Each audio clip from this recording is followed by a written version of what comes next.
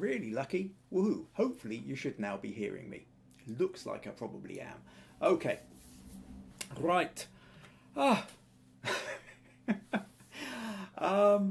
Okay, so hopefully now people, yes, you can hear me. Right, okay, just a brief thing here, technical stuff. You might notice I look hopefully slightly clearer than I did in previous episodes. I have a new webcam. A new webcam, however, has meant that it's now swapped and changing with OBS, which is my software for interfacing between my computer, camera, and you in YouTube. And when I came to stick on OBS, even though I configured everything before, suddenly there was no picture. So I have been frantically charging about the last 10 minutes trying to wire up everything and consequently forgot to get the audio sorted. Anyway, looks like you can hear me now. So apologies. So where are we? Yes, episode 213. Welcome. So if you happen to be watching live, leave a comment, let me know you're here. If you're watching the recorded version, like the previous 212, all available here on the YouTube channel, then likewise you can leave me a comment there. I think eventually I get, although, I mean, obviously you're not kind of joining in live, but if you happen to have any questions or anything like that, then do let me know. Right, okay, I can see we've got a couple of comments in already, so let me take a quick look at these and hopefully that'll ground me before we get started.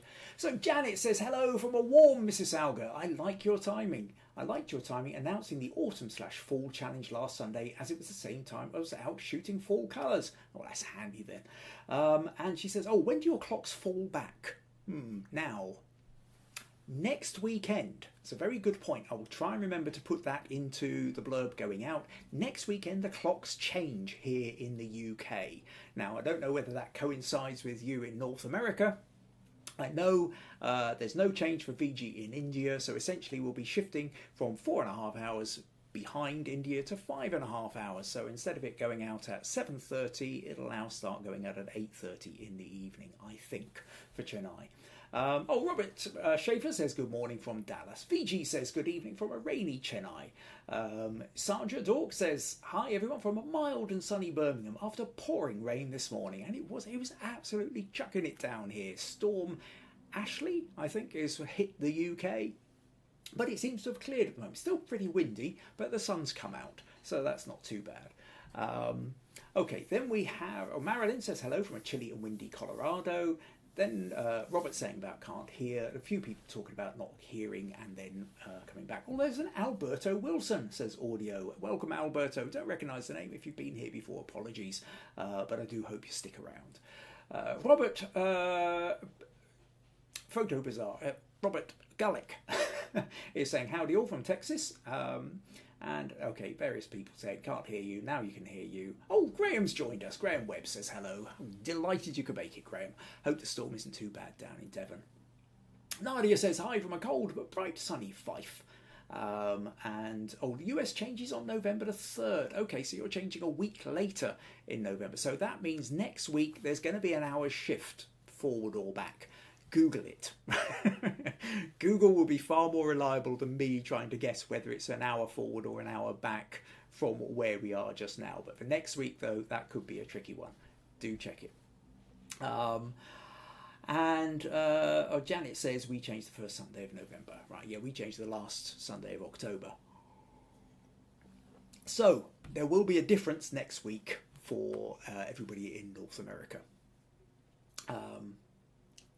Okay, right, so, what's that? Janet says, YouTube tells me the scheduled time in my time zone. Okay, well, if you happen, that's a good point, if you happen to be subscribed, if you happen to have the notifications bell, which is really important, get the notifications, go and click on that down below, then that should let you know exactly what the time is in your zone.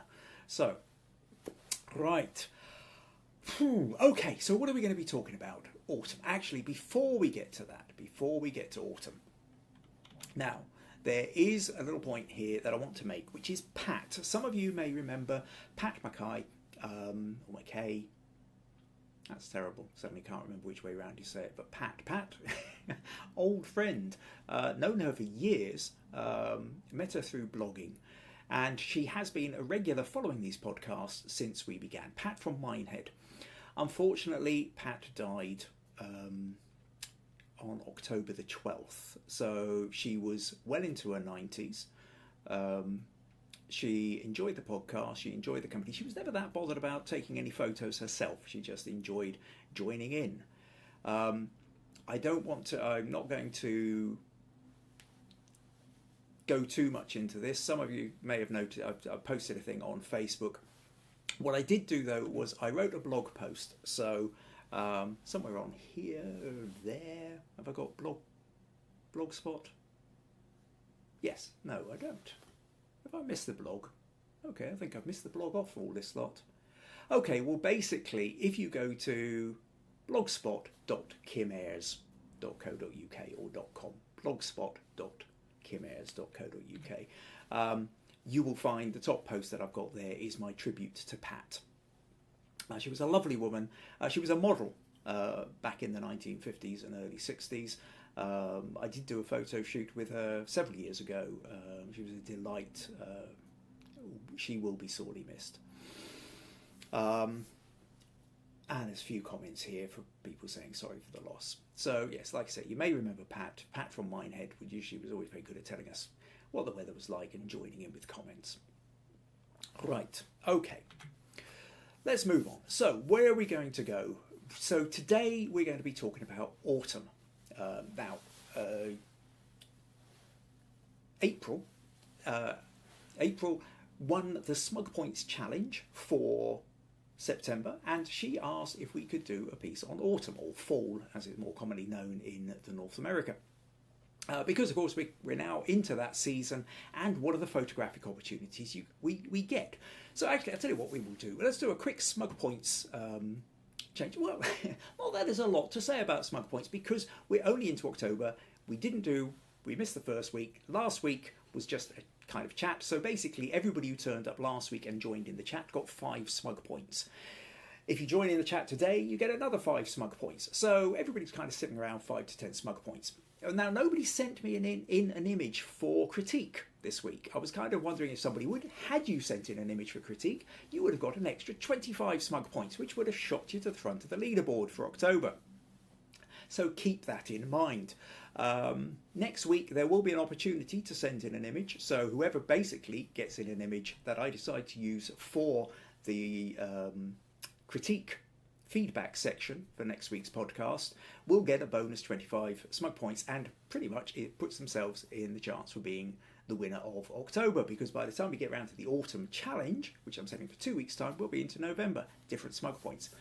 After that, we're into the accumulated Smug Points. We're into the 4th quarter, and essentially what we're now doing is we're doing the run to the end of the year. So there's the accumulated for the year. And just to give you a quick update on that, VG is currently in the lead, accumulated Smug Points across the year over the last 9 months at 525 Smug Points. Robert Gullick is on 500, just a snip behind, and April is on 485. But it's still not there. There's still 3 months worth of Smug Points to accumulate. If you decide to make sure you turn up, leave a comment, gives you 5 Smug Points. Enter a challenge, gives you 10 Smug Points. Putting in an image for critique, 25 Smug Points. So there's plenty to kind of build up here. Now, Sandra, Susan, Janet and Nadia are all still within quite easy shot, and I would say possibly Meg, Marilyn, John Harvey and Robert Schaefer are all outsiders with still a bit of a chance. So pretty much most of you there, if you decided to go for it, are in the possible winning for the Smug Points leaderboard for the year. And at that point, still haven't fully decided, but it will probably be something like it will do a personal one-to-one video call with you, specifically to deal with any kind of photographic problems you would like. So something like that, I'm sure we can do. Personal mentoring session. Right, okay, a couple more comments. A few people chatting about Pat. Megs and Sandra saying congratulations to April. Nicola's joined. Oh, hi Nicola, so glad you could join us.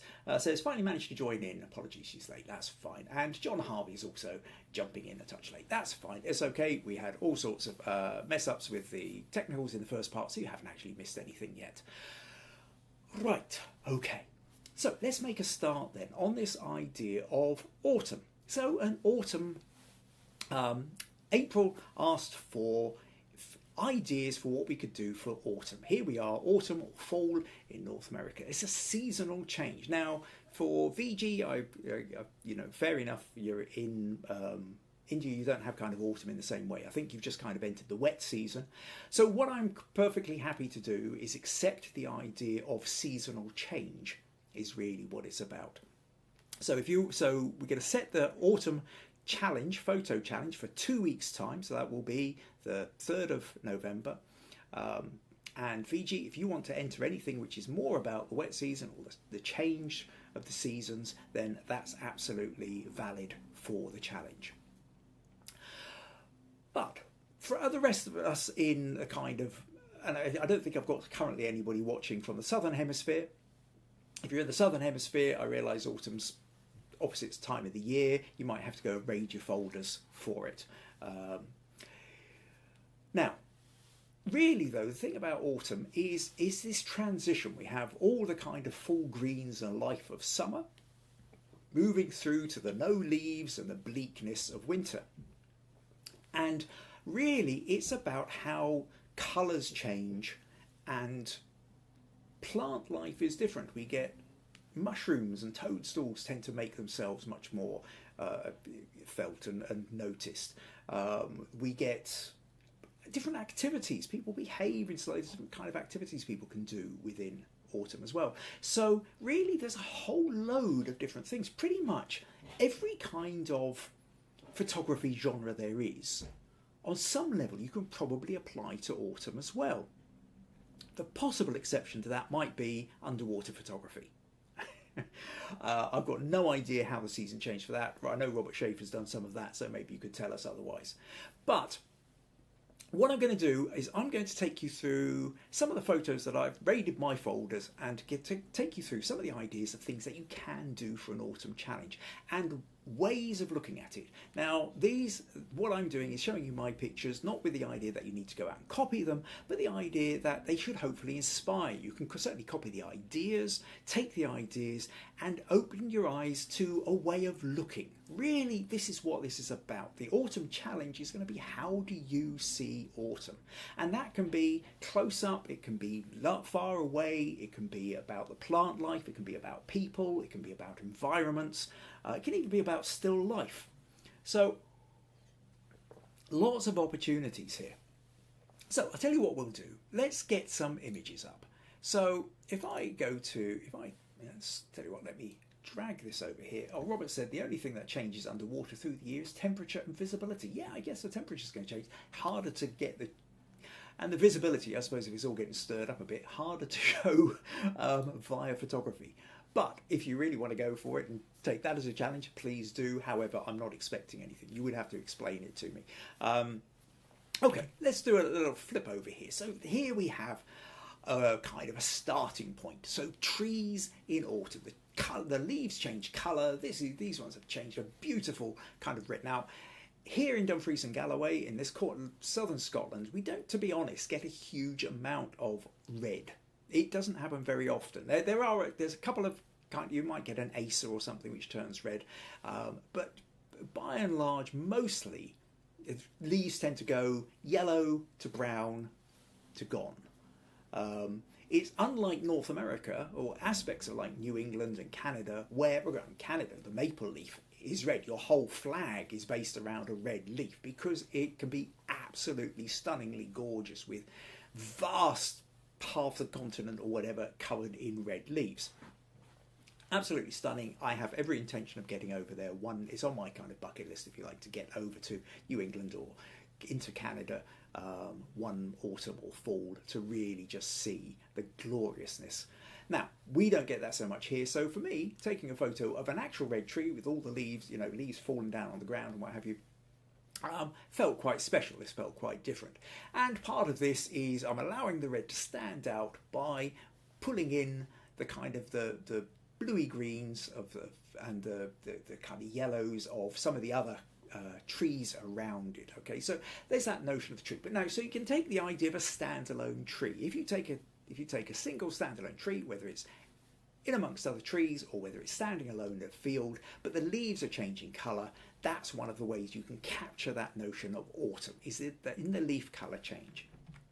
Another way of doing it, of course, is to actually have a slightly larger landscape. Now this one I took last year, pulled over into a little lay-by on a drive somewhere, and this whole kind of the road, this little bit of strip of road was absolutely covered in the autumn leaves. So and the sun was coming in from the side. We've got again another aspect of autumn in the northern hemisphere is the shadows are getting longer as well. So the sun isn't as high in the sky usually. Certainly by mid-afternoon you're getting these really long shadows, and so that notion of long shadows, oranges and browns and golds and what have you, real kind of rich autumnal colours. So these are the kind of things that you can really start with. What have we got here? Sorry, a couple of, I'll keep leaping back and just checking the comments. One of the problems I find is when I do the screen change, the comments are actually behind the picture, so I don't actually see the comments unless I go and take a look. Where are we? April says, greetings all the way in New Hampshire, beautiful weather. Glad you could join us, April. Viji says, in India, Kashmir has beautiful autumn season and a riot of colourful leaves. Oh, that sounds rather beautiful. Oh, Meg says she likes the curves of the trees. Okay, now let's show you another image. And if I click, not that, click here, there we go. So, under the canopy, gorgeous autumn gold leaves. However, if you find yourself particularly stuck, I'm going to show you just a little trick. This is actually a cheat, okay? Because the actual colour of these images of these trees was this one. This was taken during the summer. It was taken during the summer, when actually everything was bright green. But for those of you who have Photoshop, let me just open this in Photoshop. And there is a quick trick if you're ever looking for it, right? Which is, so we have our picture here, and over in the adjustment palette, I'm going to go to channel mixer, okay? And in the channel mixer, we choose, you've got red, green and blue, and I'm going to choose the red, okay? And in the reds, this sits red at 100, green and blue sitting at 0. But if I take this green and I move, you see we start to get a kind of orangey pinks, or sort of orangey reddish kind of stuff if I move the green slider. If I move the blue slider, it sort of goes in different ways here. But basically, if I take the combination, if I change that 0 to 100 and I change this 0 to minus 100, now you'll see we actually have it's taken the colours and it's taken the greens and it's shifted the greens over into the yellow-orange spectrum. And that is, in essence, your absolute shortcut. From here, you can then play around and brighten it and darken it. So if I want, I can then go even the brightness contrast. I can lift the brightness a little bit, contrast it a little bit more if I want to really kind of boost the colours, play around, editing camera raw. So quick trick, if you ever find yourself in desperate quick need for an autumn photo and you only have a summer photo, use this little trick with the channel mixer to turn your greens into gorgeous golden oranges, autumnal colours.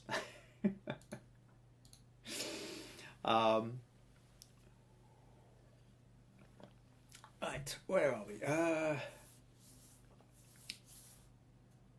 Okay, April's chatting away with Sandra and VG at the moment.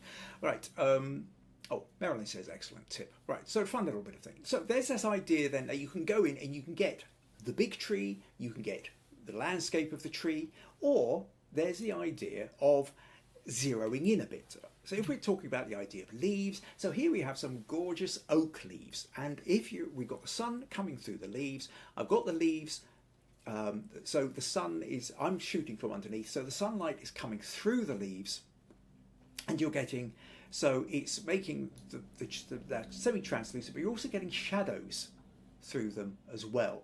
But you've also got this fantastic blue sky behind it, and that sort of really big blue sky. The blue really contrasts against the orange. I mean, if you think about your colour wheel, blue and orange, opposite colours, often called complementary colours. So And you've got these kind of yellowy oranges against a blue background. They really pop, they really stand out. So oak leaves at the moment, but it doesn't, but it can be almost anything. There's literally yesterday, while I was out for my walk, I had my phone with me, and I was walking past a tree which earlier in spring had been full of cherry blossom. Okay, beautiful pink cherry blossom, and I've been when I walked past it then, I'd taken a couple of photos with my phone. Yesterday, I noticed it had all these orange leaves on it, well, missing quite a few as well. So again, just grabbed my phone, angled it. The sun is literally the other side of these leaves here. So you can see it's a brighter patch of sky here, just catching a little bit of cloud in the bottom. And again, we've got bits of shadow falling across them, but with the sun coming through, the texture, all these little veins on the leaves are really standing out. It's really rather lovely, and you get almost like blocks of colour, these sort of blocks of orange put against the blue. Very, very easily done. If the sun happens to be out, obviously I always say, if you're ever shooting into the sun, you've got to be really careful. Certainly if you are using a DSLR or mirrorless camera, do not look through the viewfinder, through the eyepiece. Use the screen on the back. Don't look directly into the sun.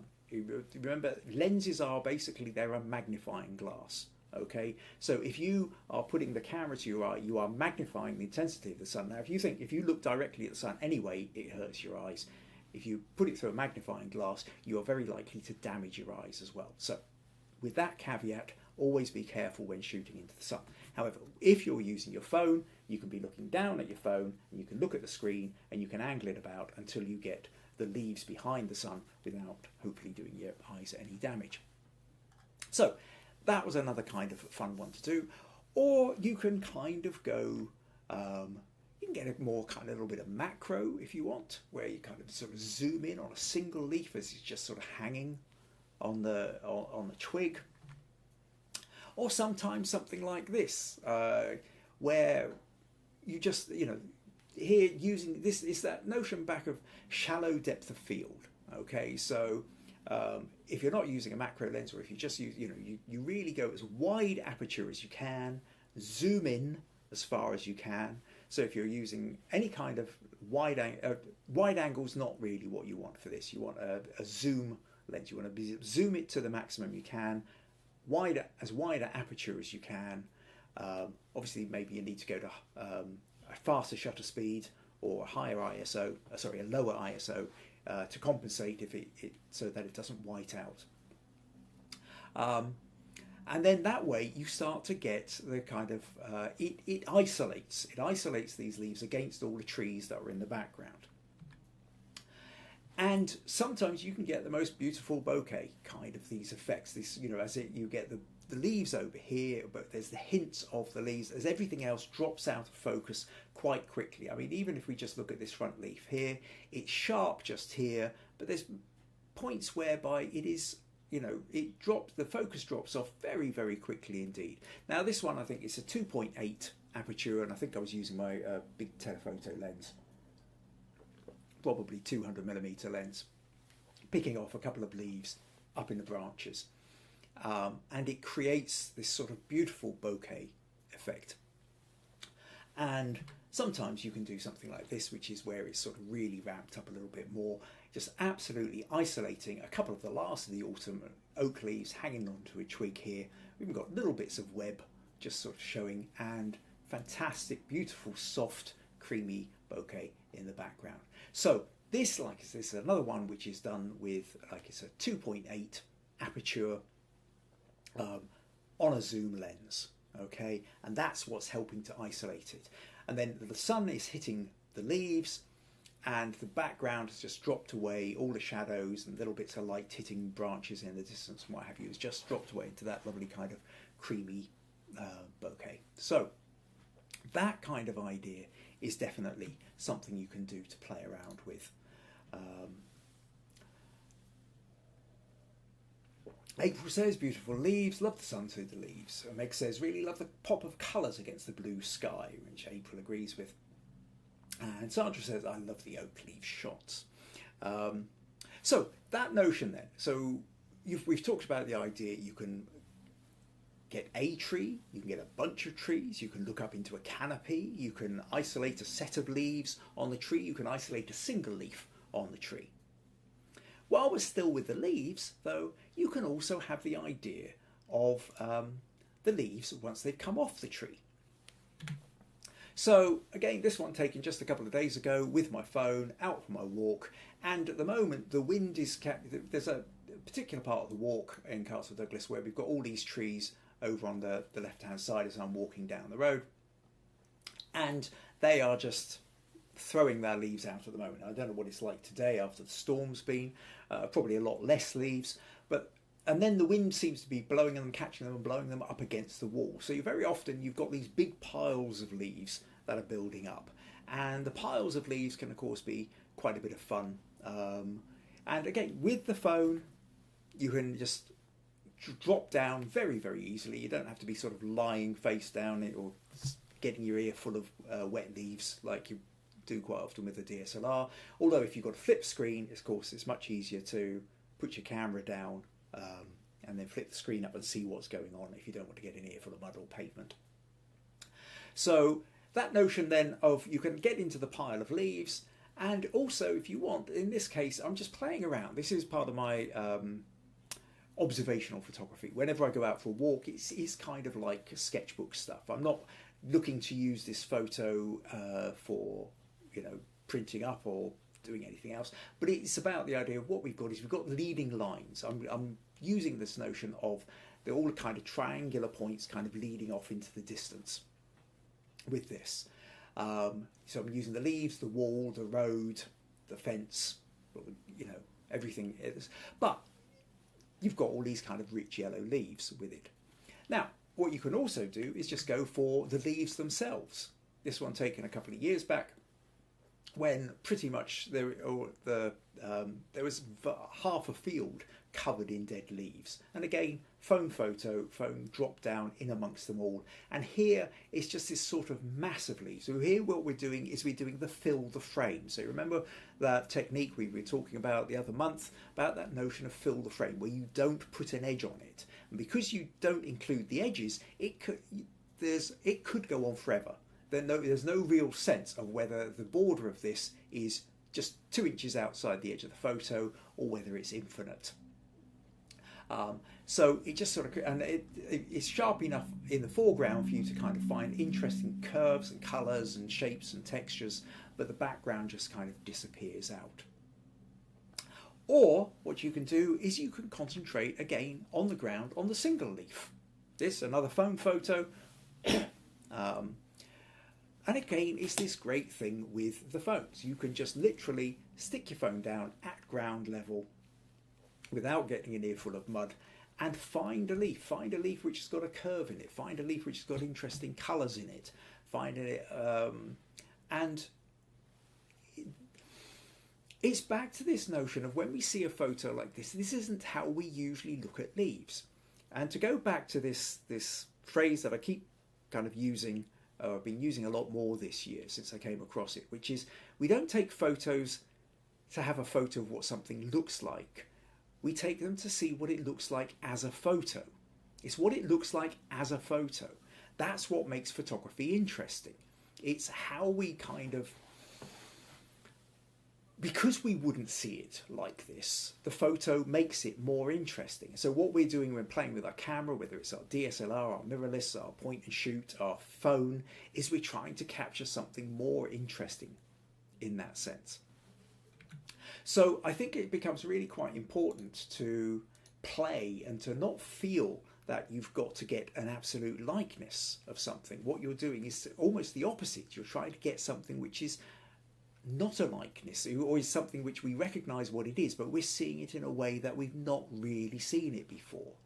And I think this is all about this notion of developing your eye. How do you see the world? How do you isolate things? How do you decide that you're going to point it in this direction rather than this direction, that you're going to zoom in here or you're going to pull out there? What is it about the scene before you that you find particularly interesting, which is grabbing you?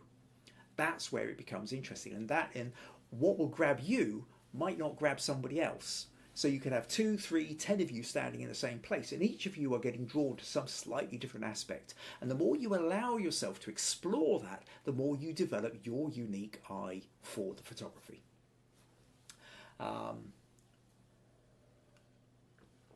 Okay, April says she enjoys filling the frame. Yeah, it's a lovely technique, that. It's a nice one to play around with. And of course, you quite often find in, Guru Shots and Photo Crowd, it's a not uncommon theme for online competitions. Okay, and of course there's also the other idea with leaves, that you can have them on trees, you can have them on the ground, you can also sometimes have them on other buildings. Last week, well, just over a week ago, Maggie, Meg and I went away to Yorkshire for a week, and we're in the Yorkshire Dales.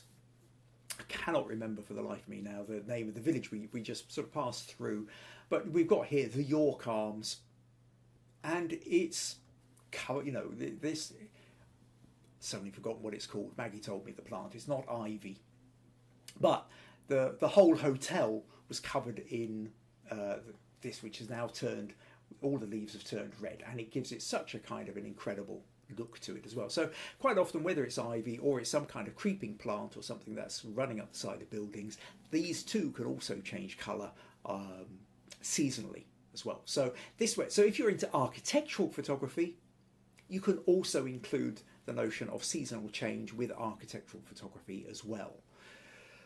Likewise, if you had a house which was next to trees that were changing as well. So, we've got landscape, we've got macro, we've got close-up, and now we've got street photography, and now we've got architectural photography as well.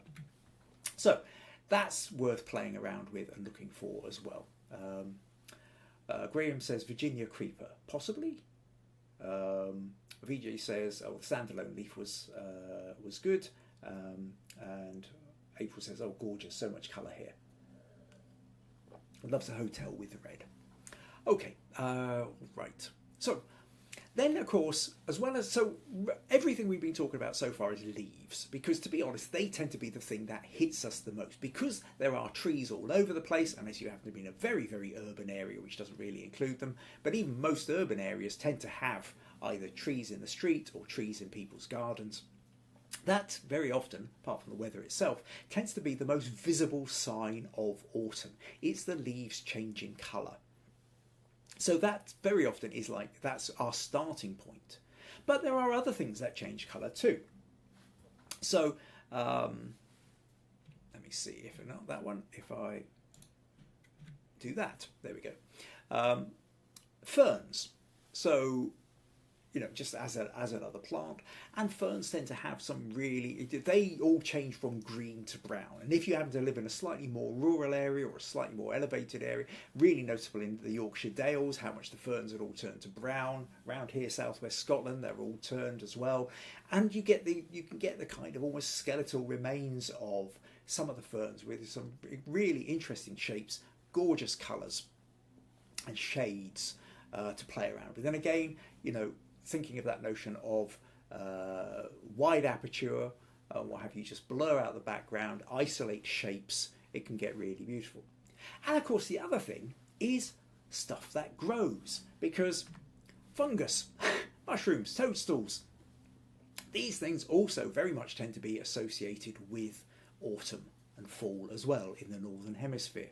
And to go back to your tree, you might have some leaves, but look out for where, a fallen log or a piece of tree or something like that might suddenly get a whole burst of fungi coming out of it. And there's all sorts of opportunities here, again with this idea of wide aperture to isolate, really filling up the frame, and then very often around things like this, we've got little bits of spider web creating little lines and stuff. And it's almost like an entire kind of city of fungus here, which can be really fun.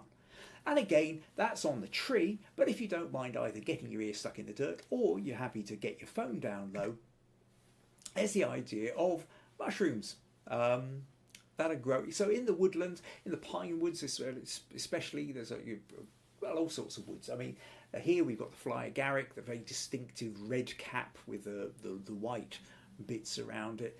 But you can also get low as well. And again, this is really getting low. This is macro lens stuff, and where I'm really trying to get low as I can. Now, while it looks like I've just managed to get the setting sun catching a little line coming to the end. Actually, I'll come on to that, because here's another one. Again, I'm right below, we've got the mushroom coming out of the toadstool, coming out of the moss, and again it looks like the last rays of the setting sun just hitting the side, catching the gills on this side, with the cool blues on this side.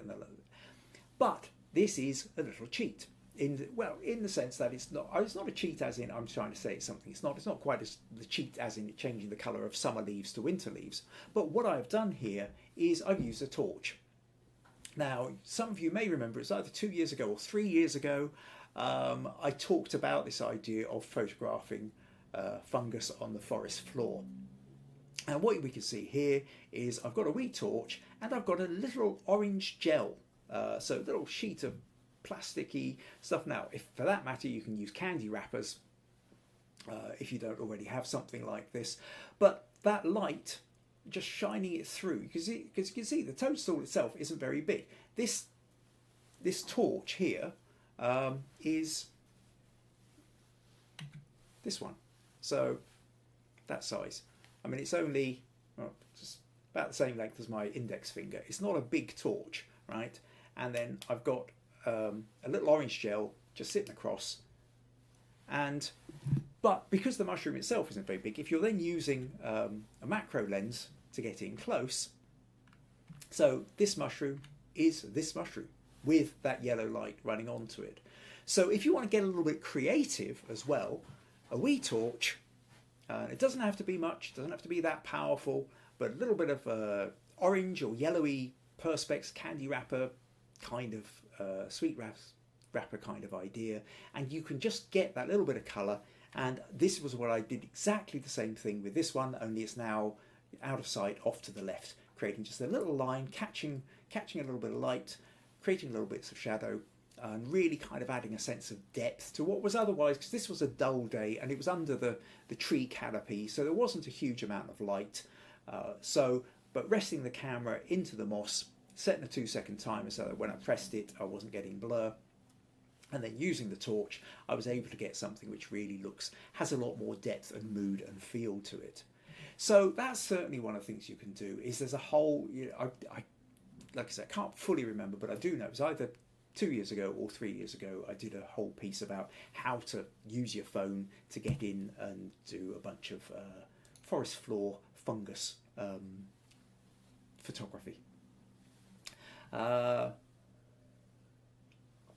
What have we got here? Oh, Graham did a quick check. Says it's his thing on the Virginia creeper, Parthenocissus quinquefolia.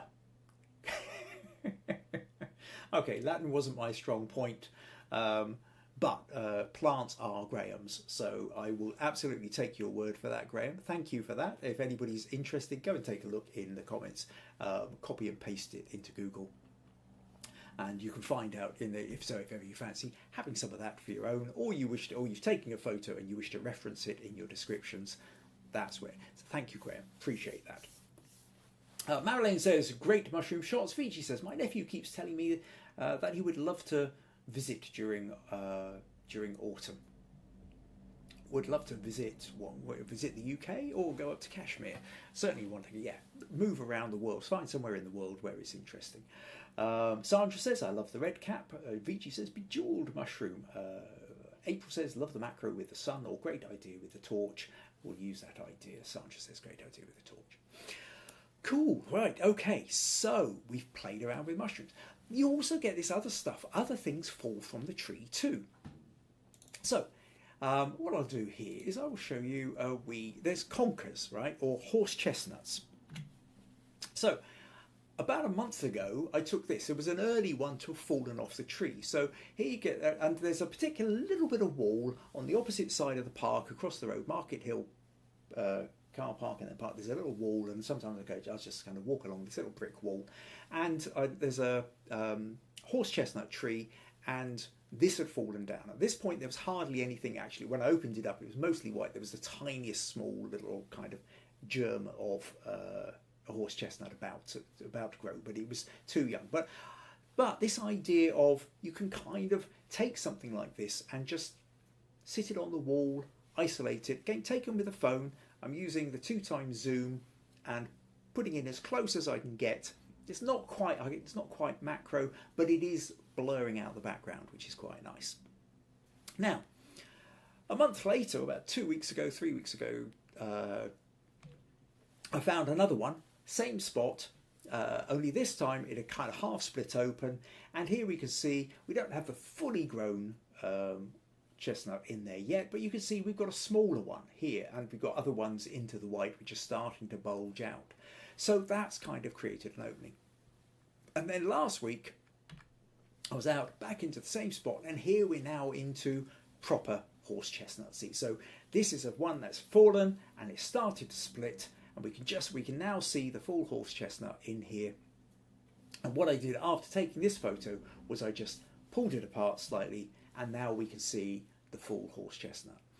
And so there's plenty of opportunity. Now this happens to be horse chestnuts, but whether it's acorns, whether it's beech nuts, hazelnuts, sycamore keys, ash keys, most deciduous trees are shedding something of it in its sort of seed form at this time of year as well. So there's a whole bunch of different kinds of things you can do. And if you wanted, you could get a whole set of them together and create a still life out of beech nuts and hazelnuts and acorns and chestnuts and everything as well. So if you like fruit of the trees, we're into as well. Likewise, I suppose if you're talking about this time of year, of the notion of harvest, the harvest festivals that happen around here, where we have, we know the pumpkins, of course, Halloween coming up next weekend or just after. So harvest festival, so pumpkins, apples, all sorts of winter berries, autumn produce, or what have you. That's also another major part. Chatting with Maggie earlier, she said about the idea of apple pressing, or pressing apples. So you're making your cider or your apple juice and things like that. That's, again, very much a seasonal thing. I think sometimes it gets forgotten that because the likes of apples and berries are available in the supermarkets all year round now. And it's very easy to forget that we've only got to go back a couple of decades, really, when so much of our fruit really was seasonal. We only got it at a particular time of year. And so if you think about the autumnal fruits, they also are part of it. So you can bring those into your ideas as well. Now, I thought it was a really interesting idea from Maggie because, to be honest, it never would have occurred to me to think about the idea of apple pressing.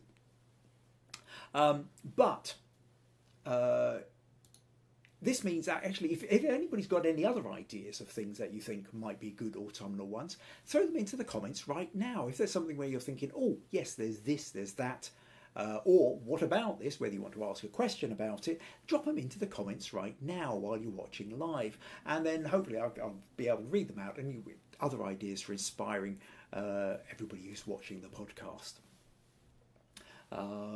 What's that? April says, I think the chestnut has a cool look. I was unsure what it was. Don't see many of those by me. So yeah, a lot depends on the trees in your region, of course. However, what you can also do, this idea, I mean, I'm showing you stuff from the outside, stuff that's fallen off the trees. You can also take these inside and you can do a still life if you want. So here we go, horse chestnut, create and this, for something like this, all you need is a sheet of white paper, sit near a window, and you can curve the paper, and you essentially create your own little infinity wall and a bit of window light coming in from the left, and lo and behold, you've created your own little kind of mini studio with a bunch. Now, this was using horse chestnuts. You can do the same thing. Here's an acorn, right? If you wanted, you could get a whole bunch of them together. At the moment, I was out earlier yesterday and get a whole bunch of horse chestnuts. Now, you see, in the UK, there's Conkers. Graham will know exactly what I mean by conkers. Sandra will know what I mean by conkers. Some of our friends in North America probably won't, but there's a whole British tradition of when you're a kid, you take these, you drill a hole through the middle, you stick a piece of string in, and then you dangle a conker off the string, and then you take it in turns with your friends to bash the conker on the end of a string against another one. And you keep doing it, you take it in turns, and the one whose horse chestnut remains intact wins. Okay? So playing conkers with horse chestnuts is an ancient British rite. And I remember when I spent a little while in Canada, back during my university days on a student exchange, seeing all these conkers lying about the place, and nobody had a clue what they were and what to do. When I started talking about it, I just got these completely blank looks from the people I was with. So, conkers, nice bit of fun there. And what do we say? Oh yeah, Sancho says good tip using using a bent sheet of paper. Yes. Robert says he knows about conkers. Excellent. Right, okay, other ideas then. So we've talked about the idea of trees, leaves, fungus, fallen fruits and nuts and stuff like that. People are another thing you can do. So yeah, this one. Here we go. Here's a picture of Meg. Took this one a few years ago. And we were out for a walk in the woods, and we've got the glorious kind of autumn colours appearing on the trees in the background. There's a shaft of sunlight, and Meg was throwing her hair back. She's had her hair cut more recently. It's much shorter. She couldn't do this now. But back at that point, she had her hair quite long, and she's throwing her hair back, and I'm just taking a fun photo of her in the space, okay? The sense of movement, the beautiful curve of her hair, the beautiful light that's coming through the trees. You can see, of course, she's got a winter coat on as well. It was quite cool. It's actually quite mild at the moment for this time of year. But that notion of, if you want to capture that idea of autumnal people. Now, there's the classic also, somebody, if you've got children, grandchildren, nephews, nieces, somebody you want to grab out who wants to go and kind of dive into a pile of leaves, or pick the leaves up and throw them up in the air and get covered in. There's plenty of opportunities for that notion of people and leaf interaction, okay? Or that notion of the way people are dressed up as we're getting the cold, maybe slightly frosty mornings as they first appear, and so the woolly hats come out, the scarves, but you still again get a nice bit of glorious sunlight. Or maybe you go for the whole melancholic brown, you know, all the skies are grey and the leaves are brown kind of idea as well. There's lots of mood to be happening with it. So this idea then of people, I mean, also activities as well. The leaf blower. On a misty day, in this one, a couple of years ago, I took this one. Again, it's just a quick snap, not something I've ever actually done with, but that notion of the leaf blower, which again, you get a lot this time of year. People are clearing their lawns, they're clearing their driveways. Or you can kind of get in close here, framed between the trees. The only giveaway here, the little bit of arm sticking out, but we've got all the leaves just sort of leaping up together here.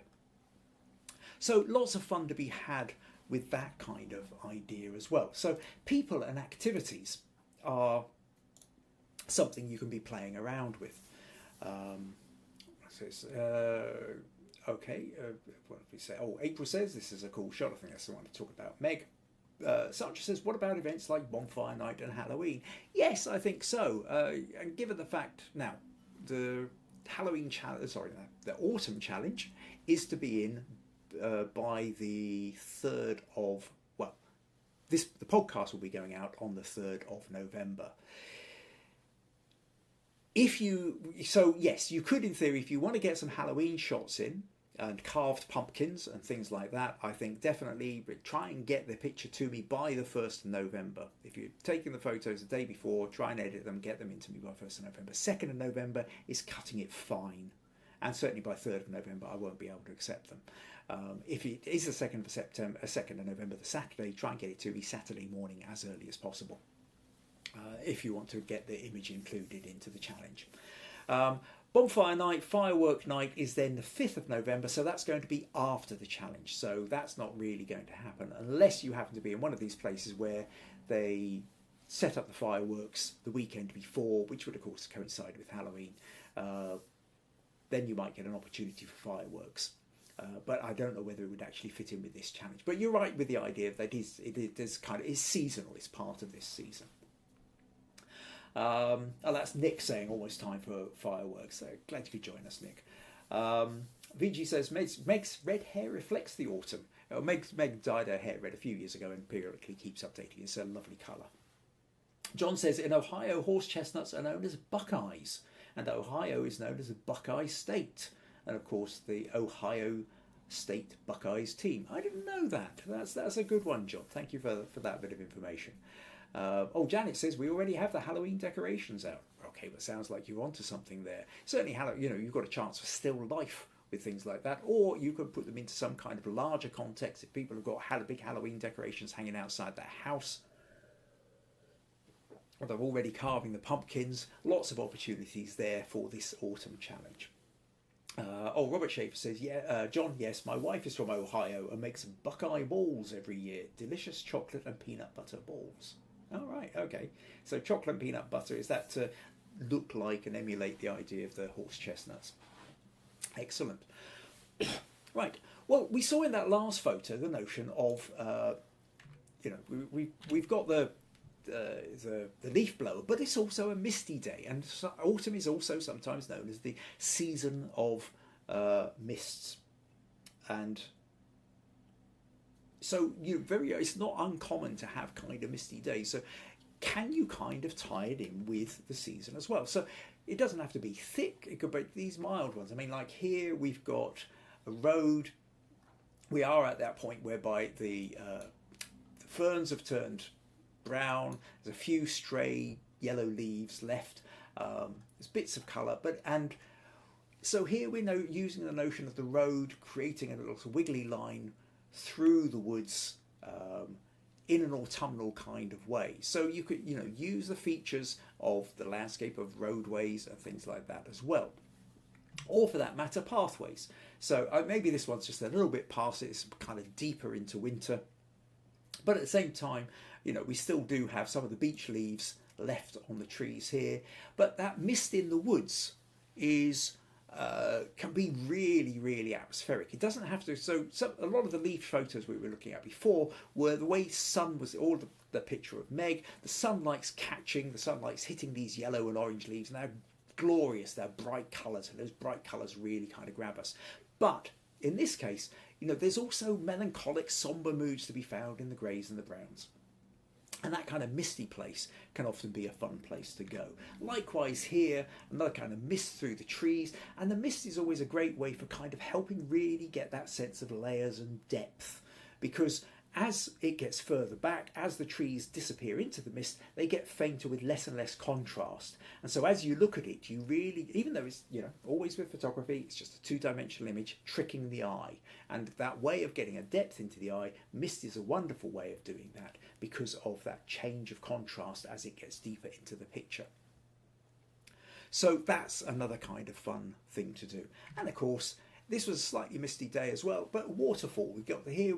So it does disappear into the mist a little bit at the back here, but this was where I did a long exposure waterfall. Because it was a dull, misty, overcast day, I was able to get about a half-second exposure on my camera with an f/22 and actually managed to get this really kind of lovely misty effect into the water.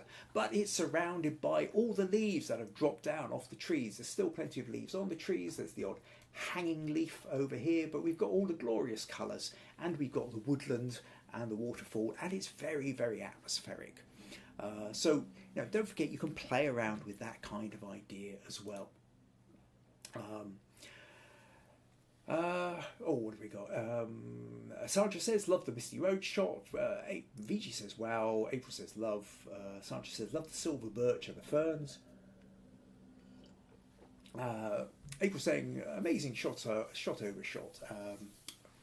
VG says that would make a lovely wallpaper shot. I presume that's the one with the waterfall as well. Okay, last thing I'm going to show you before we just kind of start winding up, and I'll tell you a couple of other things. Actually, I'll tell you what, quick break. If you find these podcasts useful, where are we?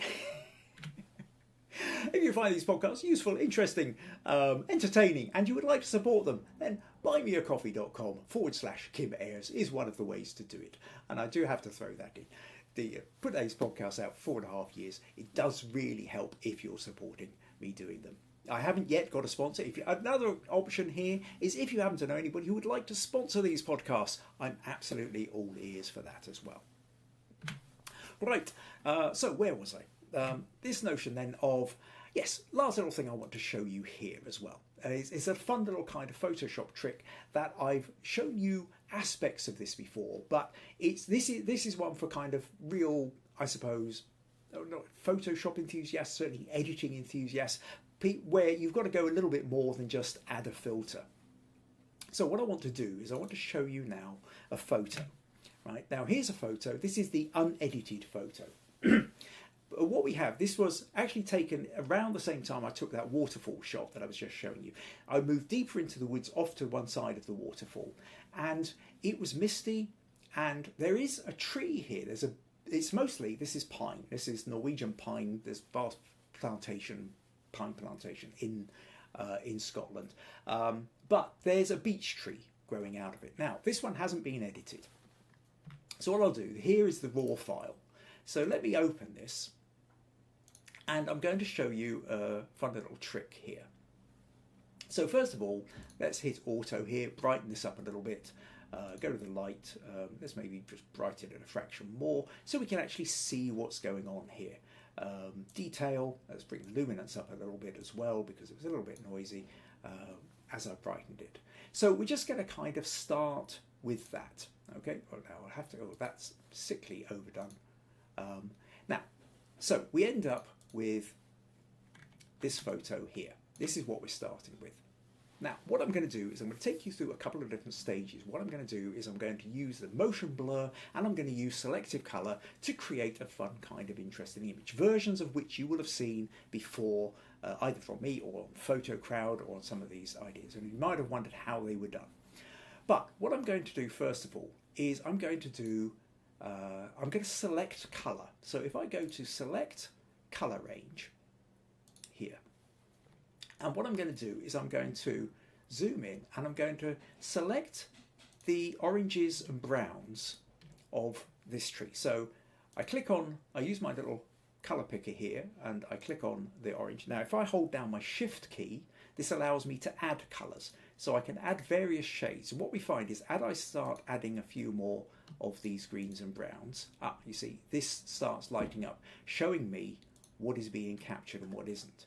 Now I'll tell you what I'll do. I'll also get a bit of the green in here because there's little bits of green in that, and I'll do that and make sure I've got enough. If I get too much, the whole lot goes. So if I just undo that, so I'm trying to look for maybe not that level of brown. Okay, I'll take the browns a little bit. Now, what you can also do is you can increase the fuzziness of all this. This selects much more. Wherever it's white, it's being selected. If I drag this down a bit, it selects less. And ultimately what I'm trying to do is I'm trying to select this tree here. So that's the place that I'm going to go for. So I'm going to click OK here. And what we can see is it's now outlined. Now, if I copy that and then paste over onto a separate layer, so what you can see is I've copied those colors and pasted them there. So those now sit on a separate layer. So why have I put these on a separate layer? This now allows me to play around with the picture underneath. So if I'll duplicate that layer, and now what I will do is I will turn it to black and white. So if I now go to filter, camera raw filter, and effectively, although I'm not usually a fan of that much of selective color, this is quite a fun little trick. So if I go to not auto, black and white, auto, and then let's go to light. So let's play with the contrast a little bit more, or bring the highlights down, shadows down, black. Maybe actually, if we go to effects, get the clarity, kind of create a little bit more contrast like that, and then click OK. Now what happens? You see, if I stick that on, you can see we're now getting a kind of colour tree into the black and white woods, but I'm not going to stop there. What I want to do now is I want to create that notion of a motion blur effect. So if I duplicate that level again, and now what I do is I go to Filter, Blur, Motion Blur.